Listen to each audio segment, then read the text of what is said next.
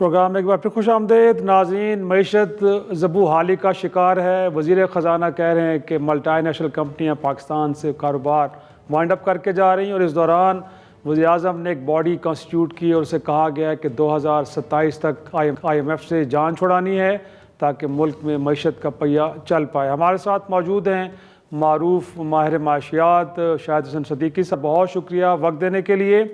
ایک تو سر یہ بتائیے کہ ہم نے ایس ایف سی کا فورم بنایا، اس کے علاوہ ہم نے دنیا بھر میں جا کے یہ بات کی کہ جی پاکستان انویسٹمنٹ کے لیے بڑا بہترین ملک ہے، بٹ جو اس وقت انڈیکیٹرز ہیں وہ تمام کے تمام نیگیٹو ہیں، اور پرائم منسٹر پریشان ہے. ان کا خیال یہ ہے کہ اگلے 3 سالوں میں ایک تو ایکسپورٹس کو $60 ارب تک لے کے جانا ہے، اور ساتھ میں 2027 تک گویا کہ آئی ایم ایف سے بھی جان چھڑانی ہے تاکہ اگر ہم نے اپنی انڈسٹری کو چلانا ہے تو جو ان پٹ کاسٹ اس کو نیچے لانا ہے. سر یہ ہے تو بڑا ایمبیشیس پروگرام، بٹ یہ پریکٹیکلی ممکن بھی ہو پائے گا؟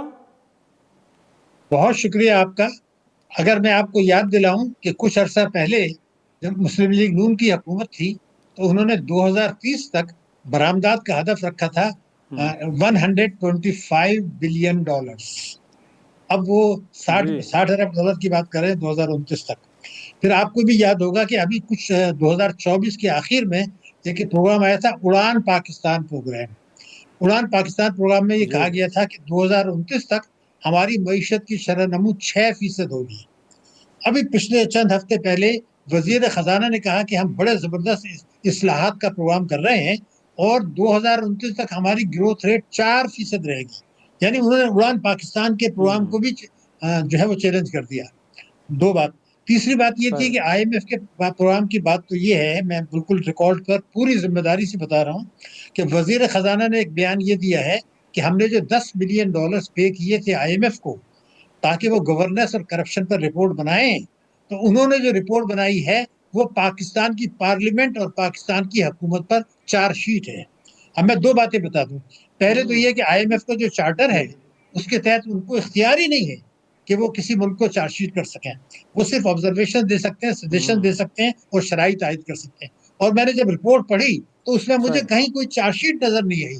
تو اگر آپ وزیر خزانہ خود یہ بیان کر دیں، پارلیمنٹ کا استحقاق بھی منظور کر دیں اور یہ بتائیں کہ یہ چارج شیٹ ہے، تو پھر فورن ڈائریکٹ انویسٹمنٹ کیسے آئے گا؟ دنیا کو تو آپ نے میسج دے دی کہ ہم نے گروتھ ریٹ بھی اپنا کم کر دیا، یہ بھی ہمارا مسئلہ آ گیا، اور ہمارے یہاں تو جو ہے وہ کمپنیاں باہر جا رہی ہیں. یہ نہیں انہوں نے بتایا کہ اصل سرمایہ کا فرار ہو رہا ہے قانونی یا غیر قانونی طریقوں سے. حکومت کی پالیسیوں کے نتیجے میں لوگ اپنا پیسہ پاکستان سے باہر لے جا رہے ہیں. یہ ہے پاکستان کے لیے بہت بڑا میرے خیال سے خطرہ. اور تو جب تک یہ نہیں ہوتا جی جناب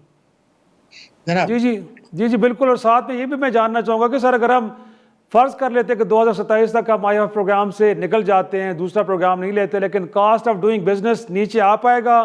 سب سے بڑا پرابلم تو یہ کہ ہم نے انرجی کی جو کاسٹ ہے اس کو اتنا بڑھا دیا ہے، وہ ریورسل اس کی ہو سکتی ہے آپ کے خیال میں؟ کیونکہ انڈسٹری تو اسی کو لے کے بیٹھی ہے کہ اگر آپ انرجی کی قیمتیں نیچے نہیں لے کے آئیں گے تو کیسے دنیا میں جا کے ہم کمپیٹ کر پائیں گے؟ ہمارے تو ان پٹ کاسٹ بہت زیادہ ہے.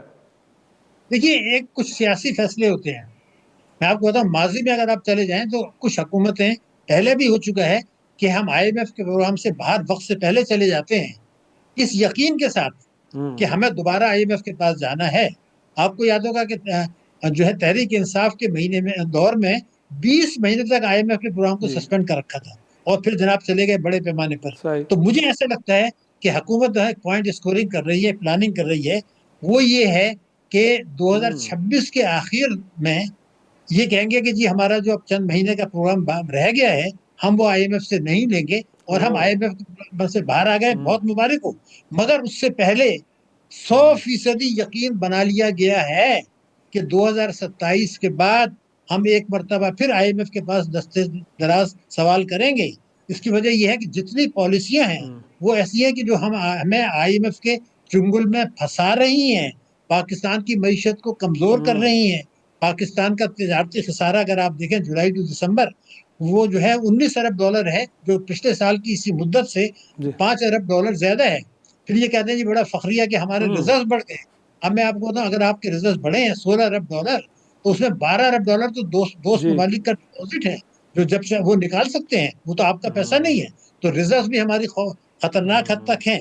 مگر ابھی میں نے جولائی ٹو دسمبر جو دیکھا وہ یہ دیکھا کہ ہماری برآمدات جو ہیں وہ گر گئی اور ہماری امپورٹس بڑھ گئی. جی یعنی اس وقت تو آج یہ ہے جولائی ٹو دسمبر کہ ہمارا جو برآمدات ہیں وہ آدھی یعنی امپورٹس دگنی سے زیادہ ہیں. تو ایسا تو ماضی میں نہیں ہوتا تھا, اب تو دگنی سے زیادہ ہے. تو یہ تمام چیزیں جس طرف اشارہ کر رہی ہیں کہ ہمیں آئی ایم ایف کے چنگل میں پھنسانے کی دوبارہ 2027 کے بعد جو ہے وہ تیاری کر لی گئی ہے اور اس بات کو یقینی بنا لیا گیا ہے. ہمارا جو ہے سب حکومتیں یہ کہتی رہی ہیں کہ ہمارا جو ہے چیلنج یہ ہے کہ کس طریقے سے ہم خود انحصاری کے جو ہے زرعی اصولوں پر عمل کر کے معیشت کو ایسی ترقی دیں جس کے ثمرات میں عوام کا حصہ ملے اور ہماری ایکسپورٹ لیڈ گروتھ کو. تو ایکسپورٹ لیڈ گروتھ کا تو اگر میں آپ کو بتاؤں, حیران ہوں گے آپ کہ میں یہ دیکھ رہا تھا کہ پچھلے 14 برسوں میں ہماری برآمدات بڑھی ہے $7 بلین, 7 یعنی 6.9 ایکچولی, اور ہماری ریمیٹنسز بڑھی ہے $27 ارب, جو دنیا میں کہیں نہیں ہوتا. اس لیے کہ ریمیٹنسز جو ہے یہ تو آگ سے آپ کھیل رہے ہیں کہ چوری کا پیسہ باہر جاتا ہے, پھر وہ ریمیٹنس میں واپس آ جاتا ہے. انکم ٹیکس آرڈیننس 111(4) ہے, کوئی سوال نہیں پوچھ سکتے, اور ہر $1 لاکھ پر ہمیں 45 لاکھ کا نقصان ہوتا ہے. کارکنوں کی ترسیلات تو اچھی ہے, بڑی تفصیلات آ رہی ہیں جو ہمارے یہاں آ رہی ہیں آگے. ہاں لیکن ایکسپورٹس اس کے مقابلے میں ظاہر سی بات آپ کہہ رہے ہیں کہ جی سر, لیکن یہ بتائیے گا کہ آپ ایک تو ایک ایف بی آر کو کیسے ٹھیک کریں, ٹیکس کلیکشن کے اندر پرابلمز موجود ہیں, آئی ایم ایف پی اس کے اوپر الارم بجا چکا ہے, اور ساتھ میں اب جو کہا جا رہا ہے کہ شاید این ایف سی ایوارڈ کو بھی ہمیں ریوزٹ کرنا پڑے گا, کیا وہ بھی معیشت کے لیے کیا جا رہا ہے یا اس کے مقاصد کچھ اور ہیں؟ دیکھیے بنیادی بات, بڑا اہم سوال, وزیر اعظم شہباز شریف صاحب نے یہ فرمایا ہے کہ ایف بی آر ٹیکسوں کی مد میں جو پاکستان کی استعداد ہے اس سے 15,000 ارب روپیہ سالانہ کم وصول کر رہا ہے. یہ پرائم منسٹر صاحب نے کہا ہے.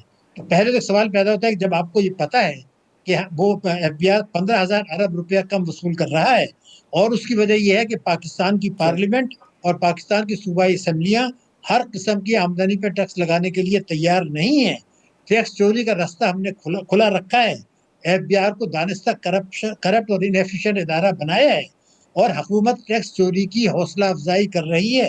اور جو ہے وزیر خزانہ نے یہ اعلان کر دیا ہے کہ ہم 2029 تک ٹیکس 2027 تک tax G D P ratio جو ہے وہ 13.5% ہوگا, جبکہ ماضی میں یہ 14.5 رہ چکا ہے.